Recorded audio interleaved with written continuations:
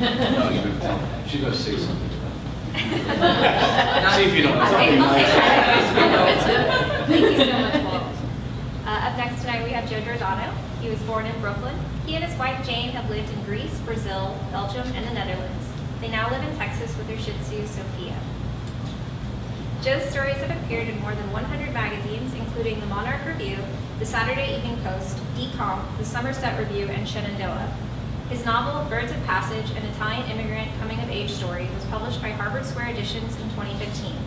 Tonight he'll be reading from his second novel, Appointment with ISIL, an Anthony Provati Thriller, which was also published by Harvard Square Editions on June 15th. Joe? Thank you. Well, thanks for coming, and thank you, Walt, for agreeing to read with me. And thanks, Malvern Books, for hosting us. I've read Walt's book.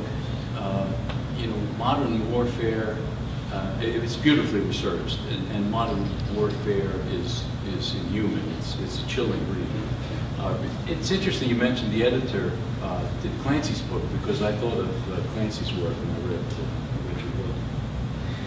Okay, so Appointment with ISIL, an Anthony Provati Thriller, dedicated to my lovely wife Jane. Yesterday we celebrated our 43rd wedding anniversary.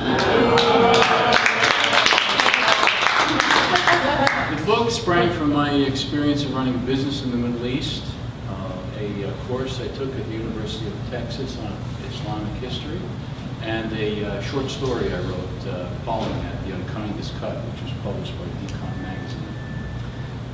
There are some of the book club folks here, and you'll know I'll come and visit with you if you pick the book. I'm going to read chapter 1 and then introduce Anthony with a short additional passage. When her son Billy was sent to Iraq, Angie Decker purchased 52 pairs of athletic socks. She sent him one every week, like an hourglass, piled shrunk, marking the year until her son returned home. Pair 32 was in her hand when the two Marine officers appeared at her door. She heard Fallujah, killed in action, and deepest sympathies. The funeral at Arlington National Cemetery was mostly a blur. She remembered taps and a folded flag clutched to her breast. At home, a female friend tried to console her. You're an attractive woman with plenty of time ahead of you. She might as well have spoken to a corpse. Angie's depression was as deep as a canyon. When everyone left, Angie cried alone. She anguished over Billy's last moments like a stuck record in her brain. Angie's grief evolved into a singular desire to see where Billy died. The U.S. State Department blocked her visa applications. Iraq was dangerous even before the Islamic State in the Levant, ISIL, ate its cities. Frustrated, Angie flew to Istanbul. She approached the hotel concierge for a guide recommendation. He called an ex-colonel in Turkish intelligence. Errol Dogan had gray cropped hair and a mustache. He'd lost a son in a military helicopter accident. He was sympathetic to Angie. Nonetheless, he recoiled at the danger of her requested destination. Dogan said, "Mrs. Decker, may I call you Angie? Please accept my condolences for your loss. Going to Fallujah won't accomplish anything." Angie's eyes wandered to the horizon. Dogan continued, "Why didn't you allow me to show you the real Istanbul? The Bosphorus is beautiful, especially at night. I know an excellent seafood restaurant." "Errol Bey, you're very gracious. I'll go to dinner if you agree to take me to Fallujah." Dogan said, "I understand your need for closure, but there's nothing for you there, trust me." "I have money for expenses." Angie reached for her purse. Dogan raised his palm. "I don't want payment. It's a matter of safety." She took his hand in both of his. "I beg you." "I'm sorry. I'll go on my own." "A woman shouldn't travel alone. Men will take advantage." "Then guide me." Dogan said, "Give me a chance to dissuade you over dinner." Angie released Dogan's hands. "I'm not hungry." "Please." Angie said, "Excuse me, I need to get ready. I'm starting out tomorrow." The next day, Angie was at the Istanbul Ataturk airport waiting for the Turkish air flight to Diyarbakir. A shadow fell across her. Angie said, "You followed me." Dogan said, "Angie, please, don't leave Istanbul. I've decided." Dogan crossed his arms. "Perhaps I'll have you arrested and sent home." "That won't stop me. I'll fly to Oman and enter Iraq through Jordan." Dogan puffed out a breath. "You're being stubborn." Her eyes held his. "I will go to Fallujah." "Errol Bey, have you gotten over your son's death?" Dogan broke eye contact. "No." "Then you should understand.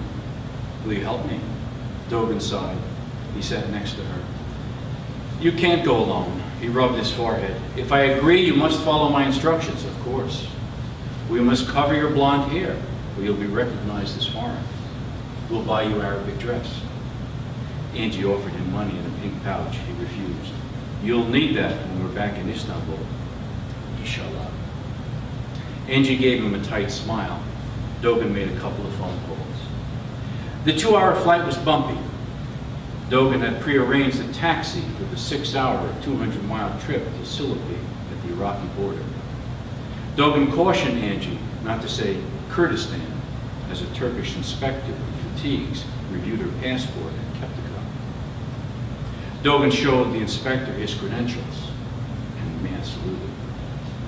A huge yellow sun pictured in a red, white, and green Kurdish flag flew over the customs building when they crossed the Heber River into Iraq.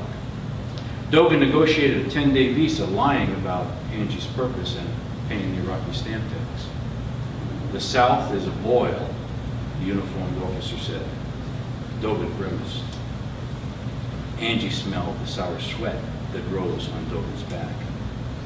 In Zakko, they procured another taxi, a gray Renault with the E loss from the Magnate hatchback logo. Dogan told the driver that Erbil was their destination. As the car passed brown hills with patches of green, Dogan turned to Angie. "Don't be alarmed." He showed her the Luger pistol he carried in his shoulder bag. Her eyes widened. He said, "It's necessary." He leaned forward and put the barrel of the gun to the Kurdish driver's head. The man's cigarette dropped from his mouth. His hands flew off the wheel. "I have no money." Dogan said, "Drive. South." "Where?" "Fallujah. You'll be well paid." "Allah ma, give the money to my widow."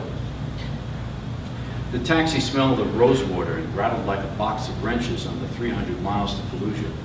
They traveled at night. Angie dozed on and off. Dogan was alert. They arrived in Fallujah at dawn.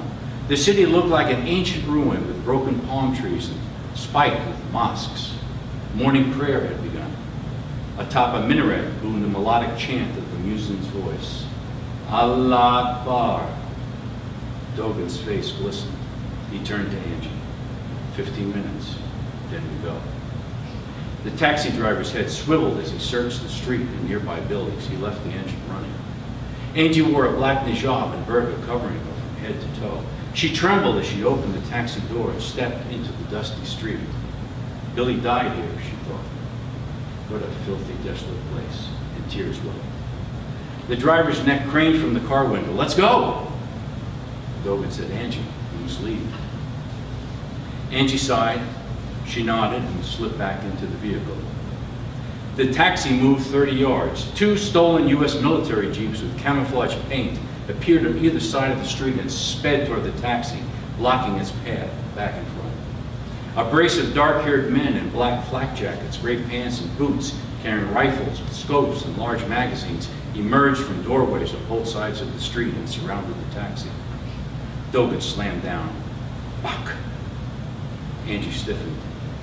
Her stomach turned gas. She put a hand to her mouth. A tall, well-built man in a black skull-fitting taqiyya and full beard strode to the car with rifle pointed. He said in Arabic, "Get out." The driver stepped into the street with hands raised. 2 men grabbed him. He struggled, then burst into tears. Dogan grabbed the pistol. Angie touched his forearm. He nodded and left the gun when they stepped from the car. The tall man turned to Dogan. "He's a Kurd. You look to be a Turk." His rifle pointed at Angie. "What nationality are you?" "Remove the veil." Angie didn't understand. The tall man's voice rose. "Woman, remove the scarf." Dogan spoke English in a low voice. He wants you to uncover your face. The tall man's voice became excited. English, Turk, what have you brought me? Angie peeled off her mask. She wanted to be defiant. She had the urge to urinate. Dogan said in English, she's Swedish, a tourist. We meant no harm. The tall man stroked his beard. He spoke English with a British accent. You didn't pray. That was your first mistake. Lying to me is another. The tall man turned to Angie. I'm called Al-Nasir Lidin Allah. What's your name and country? Angie glanced at Dogan. My name is Angie Decker. I'm Swedish. Al-Nasir tilted his head. He pressed the barrel of his rifle into Dogan's chin. Lie to me again, and you'll watch his head explode. Dogan said, don't! Al-Nasir cracked Dogan's skull with his rifle butt. He fell to the ground, bleeding and unconscious. Angie gasped. She bent to Dogan. Al-Nasir said, tell me, woman, now. Angie gulped. She didn't look up. I'm an American. Al-Nasir's grin revealed white teeth. And why have you come to Fallujah? Angie's eyes rose. My son was killed there. I wanted to see what he fought for. Now that you're here, what do you think? He died for nothing. Al-Nasir roared in amusement. The men around him didn't understand, but they smiled. Angie said, what will you do with me? Al-Nasir caressed his beard. Something Shakespearean. The building where Angie was kept smelled like an outhouse pit. Bugs in her lumpy bed hit her left eye and was swelled. Fly bites itched and festered. Weeks passed. She was grimy from unwashed sweat. Her hair was filthy and matted. An old woman, clothed in black, brought her food and water and emptied her latrine bucket. Angie feared she'd be raped, but no man touched her. She worried about Dogan. The old woman wouldn't say what had become of him. She regretted involving the Kurdish driver. She had plenty of time to think. When the old woman brought the orange tunic, Angie gulped. She didn't want to die. She prayed for the first time since she was told that Billy's dead. The thought of an afterlife comforted her. She'd see Billy again. What if it all was a myth? Then there'd be nothing. They said that Billy died instantly, without pain, without contemplation of his fate. I was better, she thought. The morning Angie was taken to the desert, something in the water tasted bitter. Angie became unsteady, her mind dreamy. The old woman helped her put on the orange tunic. The military jeep bumped along the sandy road, then swerved onto the dunes for about a mile. In her sleepy state, Angie saw a line of men dressed completely in black, all but their brown eyes covered. The tallest man in the middle, she guessed, was Al-Nasir. Angie's hands were bound. She was half carried from the jeep across the sand to Al-Nasir by two men on either side of her. She thought, I must fight, run, scream, but her spacey head damped down action. They pushed her to kneel at Al-Nasir's feet, facing the camera on a tripod. Al-Nasir spoke to the lens in Arabic. To Angie, it seemed a long speech. Dogan came into her mind. She said a silent prayer, her vision blurred. Al-Nasir's last line was in English. America, you can't protect your women. Angie caught the glint of the steel knife in his hand. Al-Nasir brought his lips close to her ear and said in a soft voice, I'll be quick. Angie gasped, and the black curtain fell. Oh,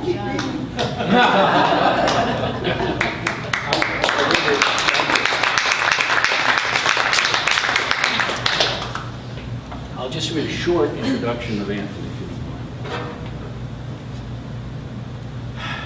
don't mind. Don't call me Tony. That was my father's name, and I'd rather not be reminded. I'm Anthony Provati. My old man was everybody's friend as long as he paid for the drinks. Drunk or sober, he required no excuse to strike at me like a rattler. The tinkle of ice was ominous. With his snoot full, he'd use his fists. Maybe it was because my mother so obviously favored me, or maybe he suspected that I wasn't his. My mother was his other option for abuse. It pains me that she stuck it out. As a kid in Brooklyn, I hung around with older guys. On a dare, I stole 4 loaves of Italian bread from the bakery. The cops grabbed me and called my mother to the police station. My father was in the bar. I can still remember the pain in her eyes. She looked so small. The bull-like sergeant took pity on her pleas and released me into her custody. She battled my predilection for bad company by plowing her hairdresser tips into alternative activities for me. She paid for piano lessons from a retired teacher. Thick glasses gave his eyes the look of an owl, but he mentored my potential by allowing me to use his upright Baldwin anytime without charge. I didn't tell the guys I was leaving to practice piano. I just slipped away. In Manhattan, I played a few evenings per week at local clubs. Leroy's Bar and Restaurant in the West Village was cool darkness that smelled like an empty beer cake until the cooking started.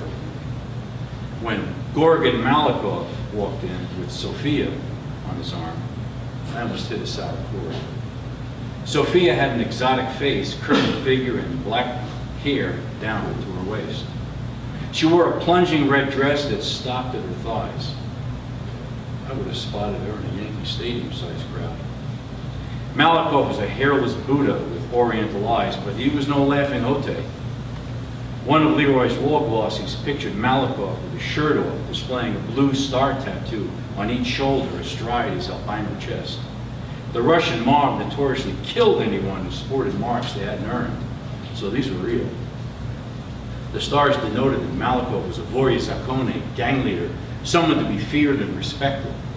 Rank in the Red Mafia was purchased with blood. Unlike my paisani in the Italian Mafia who tossed bocce balls for amusement, Russian mobsters played chess. Many an afternoon, I'd walk past Malakoff in Washington Square Park at a chess table with a Hulk standing guard. Competitors sat, caught on who they were dealing with, and quickly aired it to defeat. And that's Malakoff's little patzer. He'd achieved Grand Master rank before he was 25.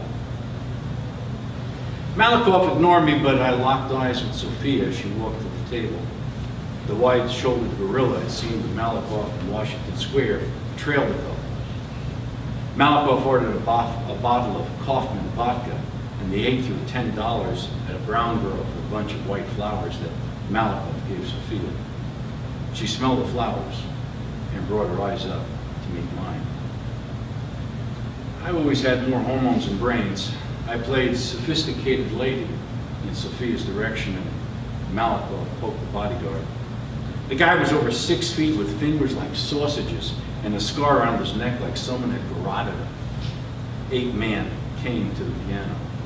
He said, "Zalupa, stop flirting with Mr. Malakoff's girl. He doesn't like dickheads hitting on Sophia." The gorilla's insult indicated that he thought I had piano-soft hands and wasn't a threat.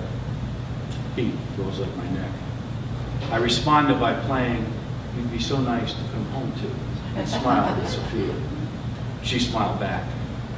Malakoff caught her reaction and he exploded like Chernobyl. He whispered something into the gorilla's ear. Malakoff eyed me as he dragged his forefinger across his throat. He rose and pulled Sophia out of Leroy's. The bodyguard smirked at me while he finished the bottle of vodka. He sat through most of my final set, then left the bar. When my gig was finished, I retrieved a sawed-off boat hook I kept under the piano and hid it under my armpit. As I left Leroy's, I saw the bodyguard leaning on a Cadillac outside the entrance. He came at me with alarming speed for a man of his size. I surprised him with 2 sharp stabs in the gut with my stick.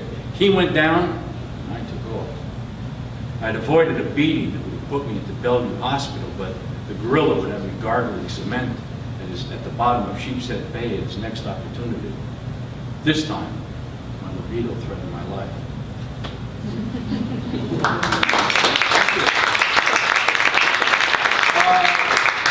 I'm going to give a chance if someone would also like to ask a question. Actually, I forgot one thing. Please. I always forgot, I mentioned to a couple of you.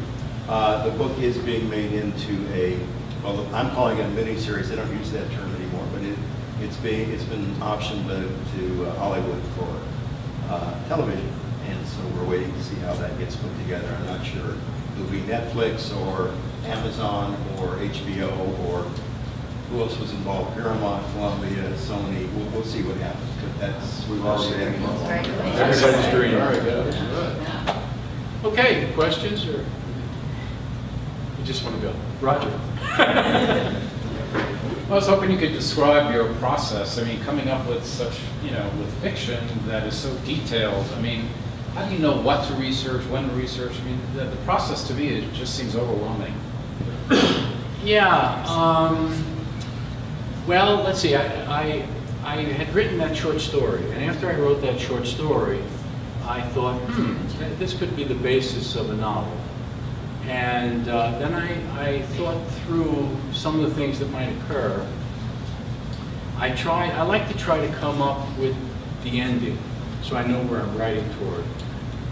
There's a mixed opinion on that among writers. I've asked published writers, and absolutely not. They just go, where they meander. And I've also, I think it was John Updike, who said he wrote the last sentence of his novel first and never deviated. So it just depends. But in my case, it helps for me to have a sense of where I'm going to go, although I can't say I zero deviation from that point. And then I outline the characters. I go back to the outline. I outline the arc of the story and the arc of the characters. I don't do detailed outlines because, as I mentioned to you earlier, as I write, quite often the characters tell me what they want to do. So there's no way for me to know everything in advance. And so I write, and I have two files. I have my scratch file where I write, and then when I feel a chapter is satisfactory, doesn't mean finished, but satisfactory, I move it to my book file. And if I do research, so if something comes up, for example, the whole business about how do you get into Iraq from Turkey?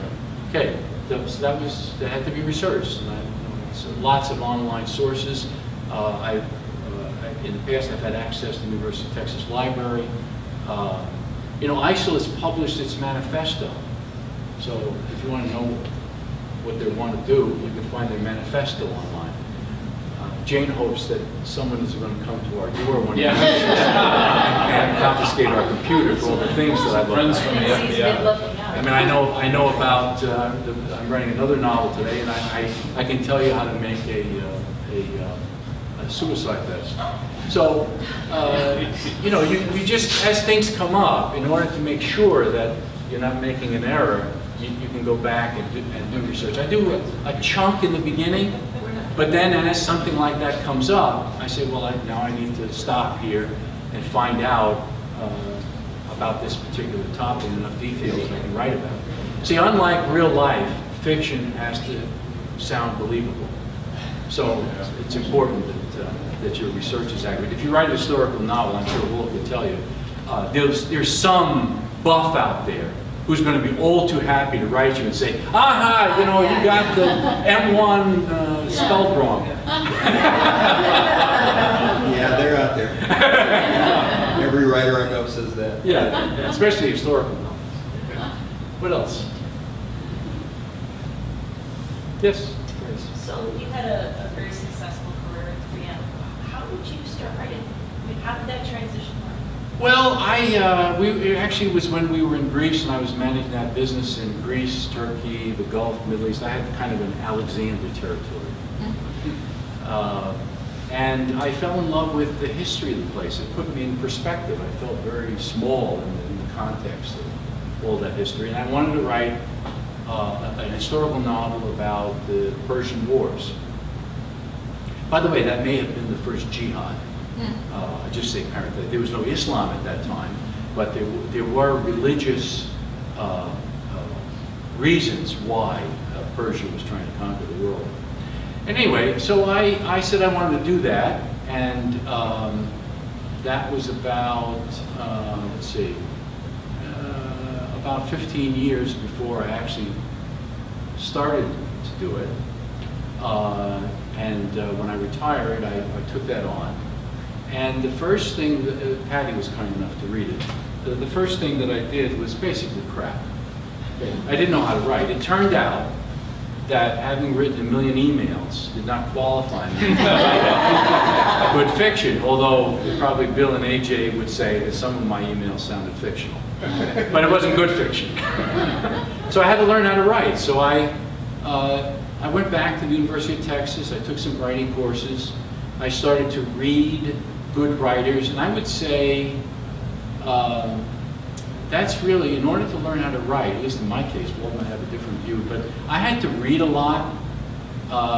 You know, the creative writing department is misplaced in an English department. I mean, you write in English, but creative writing is not English, it's creative. I mean, it's like painting and art history. I joked in one of my interviews that you can't learn how to do artistic painting in the Sherman-Williams store. So no one can really teach you. They can give you some tools, and they did, but in order to write, you just needed the trial and error. And I wrote for years, and God, as I call it, I had I could clog a landfill with my rejections. So it took years and years before my first short stories started to get published. And then after some number of those stories got published, I gained enough confidence to write my first novel. And as Walt said, it's much harder to get a novel published than it is to write it. And I was very pleased that Hart Square Editions took it. And then I had some, great experience with that, with book clubs, with, I became a businessman again. I'm a marketer of an unknown brand, Joe Giordano writer. So I'm a small businessman in my retirement. But I enjoyed the whole process so much, I said, okay, do I have another idea? So I came up with this one. But I would say I wrote that started to write that Greek novel about 13 years ago. I could also say that I decided to write short stories because I needed shorter cycle time for failure. Having written a novel, it takes a long time, and then for somebody to say, oh, sorry, it's garbage, is annoying. So at least with a short story, I could write, fail, faster. What else? Yes, Michelle. I have a question. So how much of Joe Giordano do you see in Anthony? Well, Norman Mailer said that every character he wrote about had at least 5% of himself. And he wrote about Jesus and the devil, so he was quite a guy. I write fiction. Of course, I draw from my observations and experience. Again, we have to go back to, it has to sound real. So there has to be some basis for it. But Anthony, as I explained in the first chapter, had an abusive father. I had quite the opposite. So there are certain things that obviously Joe Giordano is writing, but Joe Giordano tries to create a character, and every character can't be Joe. It'd be quite an odd book. So Anthony is distinctive, and I've also written about other Anthonys. Some of you have read my short stories, but those Anthonys are also different. So Anthony for me is a fallback for a generally recognizable Italian name. So if I've written about an Italian protagonist, Vince, Anthony, those kinds of names tend to be used for that reason. Do you sort of isolate yourself when you write, or do you have to be in sort of a mood? I say that, with the exception of Walt, since he's going to have his book into a miniseries, most writers take an unintended vow of poverty. They spend a lot of time alone researching and writing, and they pray that someone is going to read their work and enjoy it.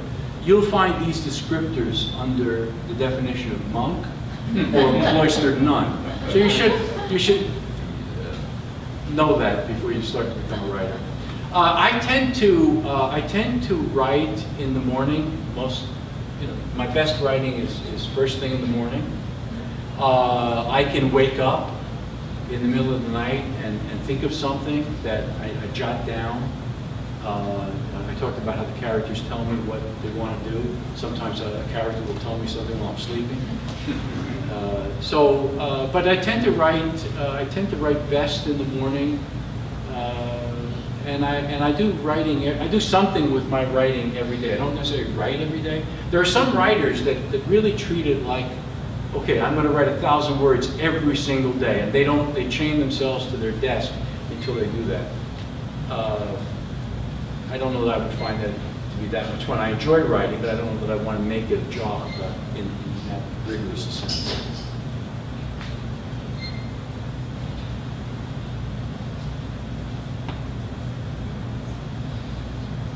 Thank you. Thanks for coming.